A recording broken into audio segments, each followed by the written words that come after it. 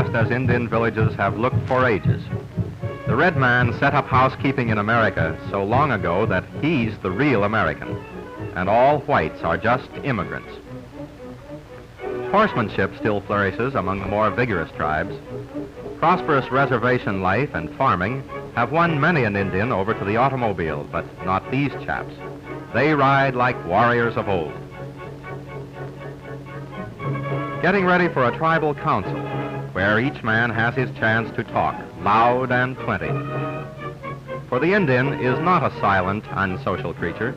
He loves the council, and he loves all sorts of big doings. Every year, a dozen or more tribes of the Southwest gather at Albuquerque for a grand powwow. Here the Hopis, the Navajos, the Zunis, the Apaches, the Utes, and others come to show their folk ways, their sports, their dances, and their handicrafts, a true pageant of the first American. Here's an Apache woman and her papoose. Another Apache with a young descendant of some fierce warrior, but he looks peaceful enough, doesn't he? When a Navajo woman isn't taking care of her papooses, she's pretty sure to be weaving blankets. For many, many years, the Navajos have been noted for their artistry in this craft. The Hopis have a complicated system of ceremonial dances appropriate to the changing seasons. This is the butterfly dance, and these are Hopi youngsters doing their tribe's famous eagle dance. Hopi women still grind corn in just the way described by Spanish explorers 400 years ago. They make a ceremony of it, with the drum beating out the rhythm. And now it's baking day. When on the trail, the Indian bakes his bread very thin so it will keep. These women are turning out good-sized loaves for quick consumption. The dome-shaped oven, by the way, is an idea the Indians of the Southwest adopted from the Mexicans. The Hopis are still making baskets which are like those found in prehistoric ruins. The Hopi Baskets are as famous as the Navajo blankets and the Zuni pottery. Who says Indian women never have any fun? At a powwow at Flagstaff, the Hopis and the Navajos had a tug of war. Neither side would admit defeat, so that's one Indian war that isn't over yet. Indians in Massachusetts. At this late day, yes, sir, they're the last remaining remnant of the Wampanoag Nation, and they've survived with some admixture of white blood after most of the other Atlantic seaboard tribes have become extinct. The Wampanoags gather once a year. This time, there's a wedding in the tribe. Here's the happy pair, and everything is carried out according to the ancient and complicated Indian marriage ritual. It just proves that you don't have to go out west to see Indians. But these Wampanoags don't live together as a tribe.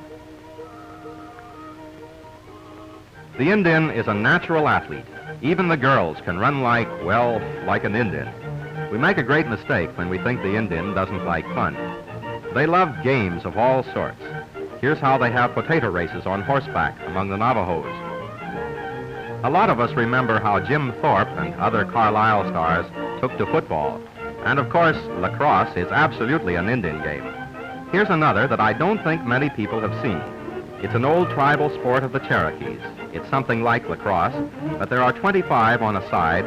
Each player has a particular antagonist to look out for, and getting the ball down the field and into the goal is plenty rough. After everything else in the world changes, the old Indian dances will still be the same. They're passed down from father to son, so that what we see here is about what the explorers from Europe saw centuries ago. And dancing is not just fun to an Indian, it's part of his thought and religion.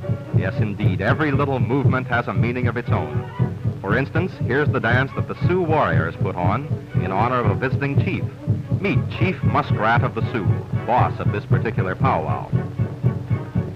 These are the first motion pictures ever made of the queer religious dance of the Yaquis, the red men of Mexico. The ceremony lasts many hours without a stop and is a fantastic mingling of Christian and pagan rites. Here are the wicked fleeing from the Holy Spirit. This is an odd notion, the burning of Pontius Pilate. And this is the dance of the cleansed and happy. Sometimes the Yaquis will keep up this ceremony for as much as 48 hours without stopping. The Indians had to hunt animals in order to live, but he held them in high honor, too. Here's the deer dance, held just before a hunt. The Tusuki Pueblos sometimes hold dance festivals lasting 3 or 4 days, the red man's equivalent of the dance marathon. It's an astonishing display of endurance, this Tusuki dance, for they go on hour after hour without seeming to tire at all. If you wish to see some real Indians on your next trip west, you might remember that this pueblo is only 7 miles from Santa Fe. For the Indians are worth knowing. They're not the sullen fellows you may have thought them. No, they have a great sense of humor and are staunch friends. Of course, their forefathers used to fight the white man. But the white man forgets that, after all, the red man was the original owner of that valuable piece of real estate known as America. So let's give the real American his due. He was strong, courageous, long-suffering, and much wrong. After all, he was a great guy.